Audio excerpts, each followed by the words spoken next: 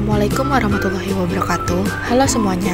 Perkenalkan, saya Fani Tuldini dari kelas 12-5. Oke, di sini saya akan membahas materi tentang kesetaraan untuk mencegah perundungan. A. Mempelajari teks narasi. Kamus Besar Bahasa Indonesia (KBBI) menyatakan bahwa narasi adalah cerita atau deskripsi suatu kejadian atau peristiwa, kisahan, atau teks yang menceritakan peristiwa atau kejadian secara detail dan kronologis. Teks narasi menyajikan beberapa peristiwa atau serangkaian kejadian yang disusun secara kronologis sesuai dengan urutan waktu. Peristiwa yang disampaikan dapat benar-benar terjadi, tapi dapat juga hanya khayalan saja. Narasi bertujuan untuk menghibur atau memberikan wawasan kepada pembaca. Narasi digunakan dalam teks fiksi maupun non-fiksi. Contoh teks narasi fiksi adalah roman, dongeng, novel, dan cerita pendek.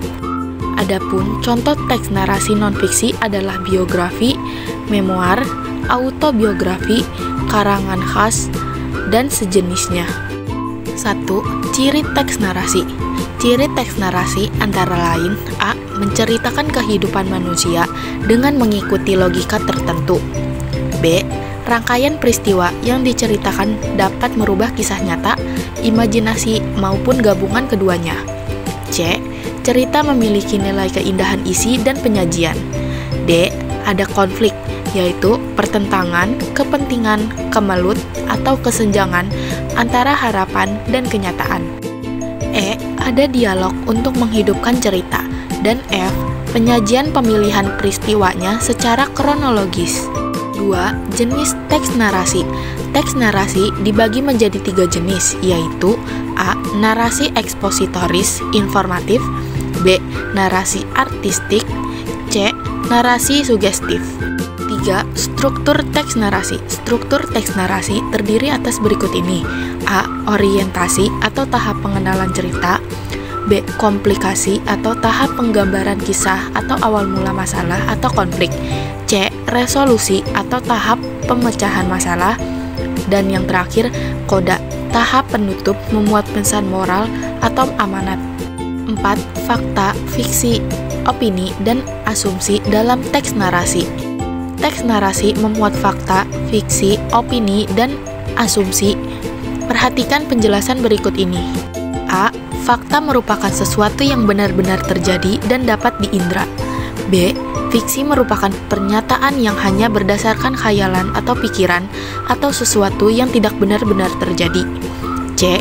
Opini adalah pendapat seseorang terhadap suatu permasalahan.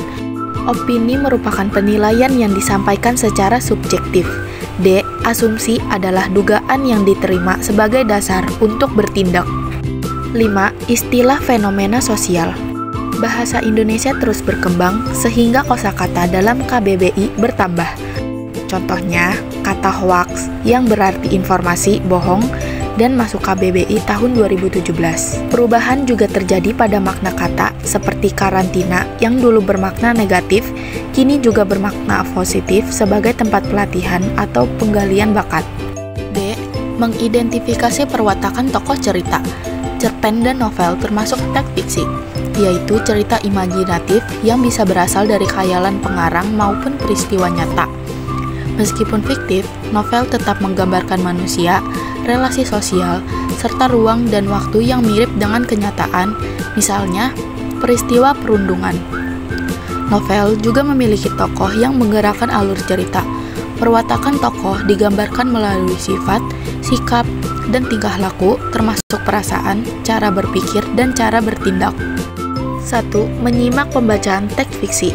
Novel By the Time You Read This I'll Be Dead karya Julie Anne Peters menceritakan Daylin Rice, korban bullying sejak kecil hingga usia 15 tahun baik verbal maupun fisik.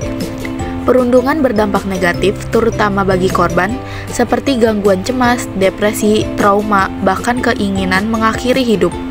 Dalam cerita, Daylin sampai mendaftar di situs Struck the Light yang ditujukan bagi orang yang ingin mengakhiri hidup. 2. Menjelaskan tokoh dalam teks fiksi.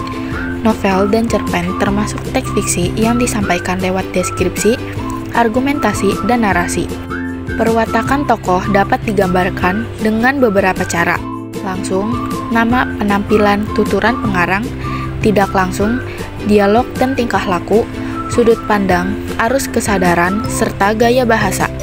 Tokoh fiksi dapat dibedakan menjadi beberapa jenis, yaitu: A. Berdasarkan fungsi: protagonis, antagonis, tritagonis. B. Berdasarkan peran: tokoh utama, pembantu, figuran. C. Berdasarkan perwatakan: tokoh sederhana dan kompleks. D. Berdasarkan pencerminan: tokoh tipikal dan netral. E. Berdasarkan perkembangan: tokoh statis dan tokoh berkembang. 3. Menulis resensi berdasarkan perwatakan tokoh. Resensi novel adalah ulasan yang menimbang kelebihan dan kekurangan sebuah karya serta pantas tidaknya dibaca. Analisis perwatakan tokoh dapat menjadi dasar dalam menulis resensi. Struktur resensi meliputi identitas buku, orientasi, sinopsis, ulasan unsur cerita, dan evaluasi.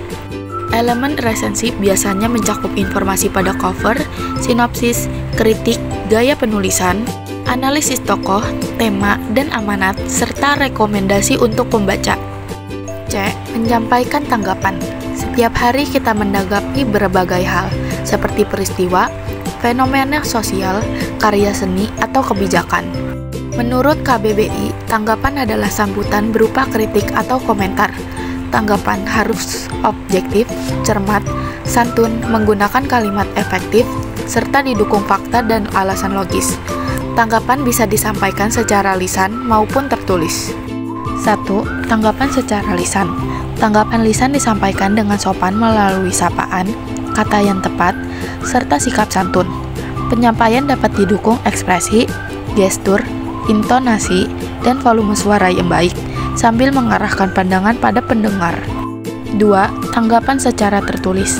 Tanggapan tertulis dapat berupa kritik, pujian, deskripsi, atau sanggahan, namun harus disampaikan dengan bahasa yang sopan, santun, dan efektif. D. Menyimpulkan bacaan dengan bentuk visual. Berbagai cara untuk mengingat teks atau bacaan yang pernah dibaca, selain berupa ringkasan, dapat pula membuat alat bantu visual untuk menyimpulkan isi novel. Contoh alat bantu visual adalah peta pikiran dan infografis. 1. Simpulan berupa peta pemikiran. Peta pemikiran adalah metode mencatat kreatif yang memudahkan mengingat informasi. Struktur novel dapat disimpulkan melalui peta ini dengan menuliskan unsur intrinsik atau penokohan, alur, latar, tema, amanat, sudut pandang, dan ekstrinsik, biografi pengarang, situasi sosial, budaya, ekonomi, politik, hingga nilai-nilai masyarakat. Peta pemikiran membantu menyusun ide sekaligus memudahkan ingatan. 2. Simpulan berupa infografis. Infografis adalah media informasi berupa teks yang dipadukan dengan gambar, grafik, ilustrasi, dan tipografi. Fungsinya menyajikan data atau informasi rumit menjadi lebih singkat, jelas, menarik, dan mudah dipahami. Desain warna dan angka membuat infografis estetik, interaktif, dan atraktif bagi pembaca.